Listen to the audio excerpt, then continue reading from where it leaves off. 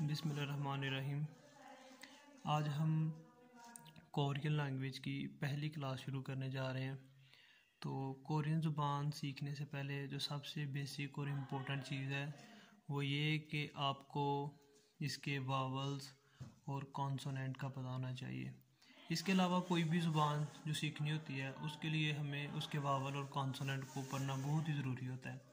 तो जैसा कि कोरियन लैंग्वेज में टोटल इसके हरूफ हैं 40, जिसमें से 19 कॉन्सोनेंट है और 21 वावल्स हैं।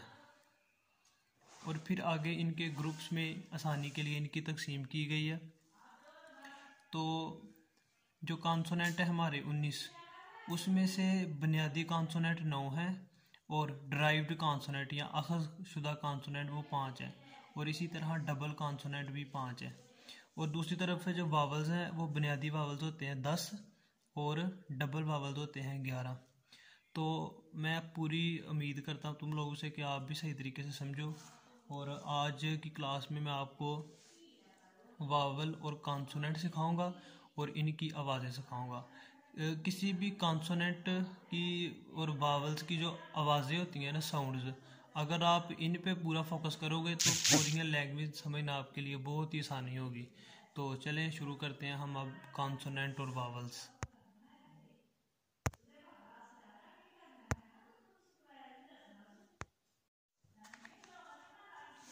अच्छा जी, तो अब हम इसके कॉन्सोनेंट देखते हैं। हम पहले बेसिक कॉन्सोनेंट करेंगे। तो कोरियन ज़ुबान के जो बेसिक कॉन्सोनेंट होते हैं ना वो 9 होते हैं।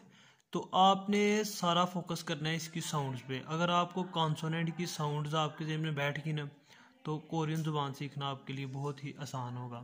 तो जैसा कि ये सबसे पहला जो कॉन्सोनेंट है इसको हम कोरियन ज़ुबान में कहते हैं गीयोक।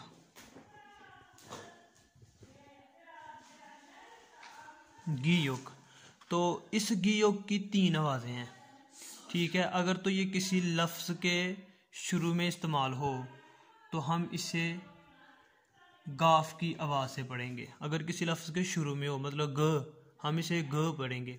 अगर ये किसी लफ्ज़ के दरमियान में आ जाए तो हम इसे ख पढ़ेंगे, ख ख की आवाज़ से पढ़ेंगे। और अगर ये किसी लफ्ज़ के एंड पे आ जाए तो हम इसको काफ की साउंड से पढ़ेंगे, क। ठीक हो गया, ग ख क।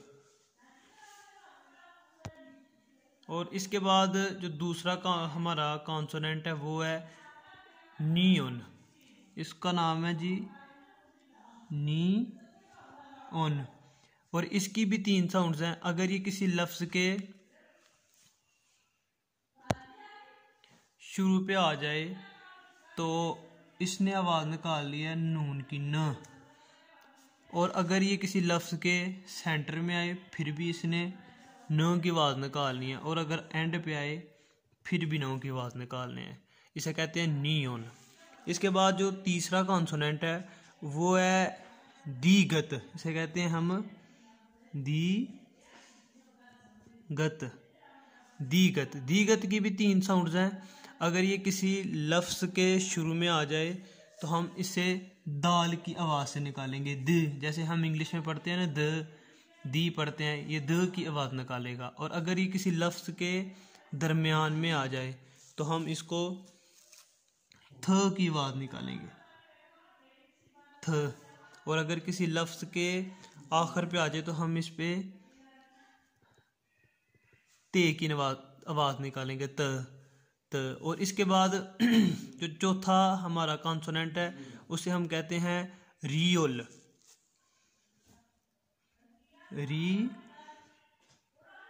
रियल। तो इसकी भी 3 साउंड्स हैं। अगर किसी के शुरू में आए तो र की आवाज़ निकालेगा। अगर किसी चीज़ के शुरू में आ जाए तो रे की आवाज़ निकालेगा। अगर दरमियान में आ जाए तो फिर भी रे की निकालेगा। और अगर किसी लफ्ज़ के एंड पे आ जाए तो ये लाम की आवाज़ निकालेगा। ठीक हो गया, लाम यानी कि एल की, और रे यानी कि आर की आवाज़ निकालेगा। उसके बाद जो 5वां कॉन्सोनेंट है इसे हम कहते हैं मियोम। इसे कहते हैं मियोम। तो मियोम की भी 3 आवाज़ें हैं लेकिन ये भी नियन की तरह हर एक पे एक ही साउंड्स करता है, तो वो होता है मी, मीम की यानी कि एम की, म। जहाँ भी इसने करना है इसे हम मीम की आवाज़ निकालेंगे। और उसके बाद हमारा जो छठा कॉन्सोनेंट है इसको हम कहते हैं बीओप, बी ओप, इसे कहते हैं हम बीओप। तो बीओप जब किसी लफ्ज़ के शुरू में आता है तो हम इस पे बी की आवाज़ निकालते हैं, यानी कि बी की, बीओप। और अगर किसी लफ्ज़ के दरमियान में आ जाए तो हम इस पे फे की आवाज़ निकालते हैं, फ। और अगर किसी लफ्ज़ के आखिर पे आ जाए तो हम इस पे पे की आवाज़ निकालते हैं। तो इसके बाद हमारा जो सातवां कॉन्सोनेंट है इसे हम कहते हैं सीयोत,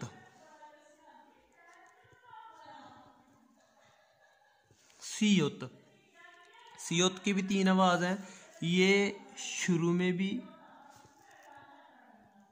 सीन और शीन की आवाज़ निकालता है, दरमियान में भी सीन शीन की, और अगर किसी के एंड पे आ जाए तो ते की। अब आपके माइंड में होगा कि हम सीन की आवाज़ निकालेंगे या शीन की निकालेंगे, तो ये आपको जब हम इसे लफ्ज़ बनाना शुरू करेंगे ना तो ये उधर क्लियर किया जाएगा। उसके बाद आठवां कॉन्सोनेंट है, इसे हम कहते हैं ई योंग, ई योंग, ठीक है जी। ई योंग ने अगर किसी के शुरू में आना है तो भी इसने साकन रहना है, अगर दरमियान में आना है तो भी साकन रहना है, और अगर ये किसी लफ्ज़ के एंड पे आ जाए तो इसने अंग की आवाज़ निकालनी है, अंग।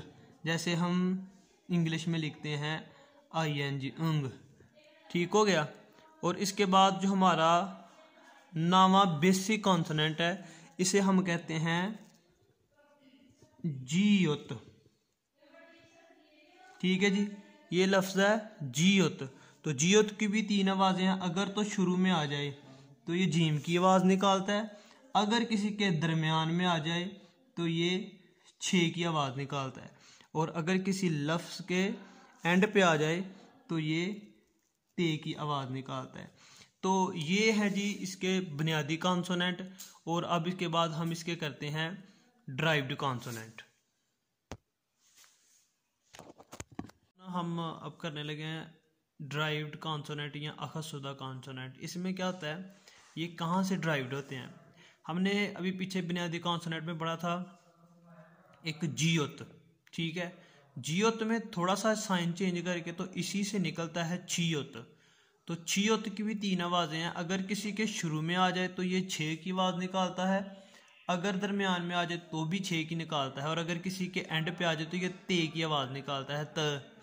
उसके बाद ये है गीयोक, और गीयोक से निकला है हमारा खीयोक। इसमें गीयोक के सेंटर में एक लाइन लगा दी जाती है जिससे ये खीयोक बनता है।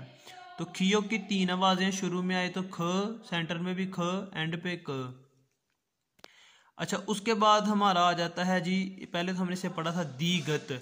अब दीगत के सेंटर में एक लाइन आ जाए तो ये बन जाता है थीगत, ठीक है। शुरू में आए तो भी थ, सेंटर में आए तो भी थ, एंड पे आए तो ते की आवाज़ निकालता है, त। उसके बाद ये फीओप है, और फीओप से निकला है, बीओप से निकला है फीओप। फीओप की तीन आवाज़ें हैं, पहले आए तो फे, फिर आए सेंटर में तो फे, एंड पे आए तो पे। उसके बाद है ये हमने पढ़ा था इयोंग। इयोंग के ऊपर दो लाइंस लगाई जाती है, एक बड़ी और एक छोटी लाइन, तो ये बन जाता है हीयोत। शुरू में आए तो ह, एंड पे दरमियान में आए तो ह, तो किसी के लास्ट पे आ जाए एंड पे तो ये ते की आवाज़ निकालता है। ये थे हमारे ड्राइव्ड कॉन्सोनेंट। और अब हम पढ़ेंगे डबल कॉन्सोनेंट। अच्छा जी, इसके बाद हमारे आखिरी जो कॉन्सोनेंट है ना 5, ये हैं डबल कॉन्सोनेंट। तो इनके नाम, मतलब ये पहले हमने पढ़ा था गीयोक लफ्ज़, ठीक है। तो इसमें हम गीयोक की पढ़ेंगे, लेकिन इसमें हम इसका नाम पढ़ेंगे संग गीयोक। तो संग मीन साथी, تو ساتھی پہلے یہ ایک گیوک تھا، جب سنگی اس کا ساتھ آ جاتا ہے، اس کا ساتھی آ جاتا ہے تو یہ ڈبل بن جاتے ہیں، اس لیے سے کہتے ہیں سنگ گیوک۔ تو سنگ گیوک کی ایک ہی آواز ہے، وہ شروع میں آئے، اینڈ پہ آئے یا درمیان میں آئے، اس نے صرف کاف کی آواز نکالنی ہے، ک کی آواز۔ اس کے بعد یہ ہم نے دیگت پڑھا تھا، تو اس کو ہم پڑھیں گے سنگ دیگت، ٹھیک ہے، سنگ اس کا ساتھی اور پھر اس کی جو پہلے ہم نے پڑھی ہے دیگت، تو یہ ہو گیا سنگ دیگت۔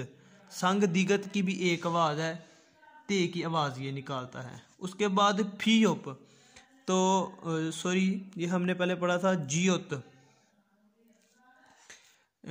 جیوت یہ پھیوپ، تو بیوپ کی نا اسے بھی ہم کہیں گے سنگ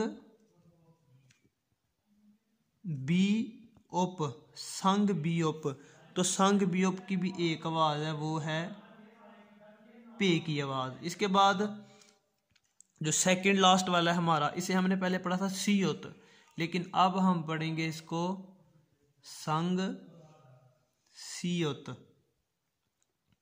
تو اس کی آواز 3 آوازیں ہوں گی، اگر یہ شروع میں آئے گا تو ہم اسے جیسے پہلے ہم نے پڑھا تھا سین شین، اگر سینٹر میں آ جائے تو بھی سین شین پڑھیں گے، اور اگر اینڈ پہ آ جائے تو ہم اسے تے پڑھیں گے۔ اور اس کے بعد ہمارا یہ جو رہ گیا لاسٹ پہ، اسے کہتے ہیں جیوت، تو اب ہم اسے کہیں گے سنگ جیوت۔ تو سنگ جیوت کی بھی ایک آواز ہے، یہ چ کی آواز نکالتا ہے، ٹھیک ہے۔ تو ساتھیوں یہ تھے ہمارے کانسوننٹ، جو میں آپ کو ایک دفعہ پھر ریویو کرانا چاہ رہا ہوں تاکہ آپ اسے اچھے طریقے سے نوٹ کر لیں۔ یہ تھے ہمارے 9 بنیادی کانسوننٹ اور ان کی آوازیں، اور آپ اگر جتنا فوکس اس کے کانسوننٹ کی آوازوں پہ کریں گے نا، اس کی آپ نے ڈیلی پریکٹس کرنی ہے، چاہے آپ کو آتے ہوں۔ اگر آپ کے کانسوننٹ اور واول پر گرفت حاصل کر لیتے ہیں تو آپ کورین زبان دنوں میں سیکھ سکتے ہیں، مہینوں میں نہیں، دنوں میں سیکھ سکتے ہیں۔ اور اس کے بعد یہ ہمارے ڈرائیوڈ یا اخذ شدہ کانسوننٹ ہیں، اور اس کے بعد یہ ڈبل کانسوننٹ۔ اور اس کے بعد ہم اپنی دوسری ویڈیو میں آپ کو واولز سکھانے جا رہے ہیں، تو ہمارے ساتھ جڑے رہیں، انشاءاللہ آپ کو بہت جلد کورین زبان پڑھنا، لکھنا اور سننا آ جائے گی۔ اللہ حافظ۔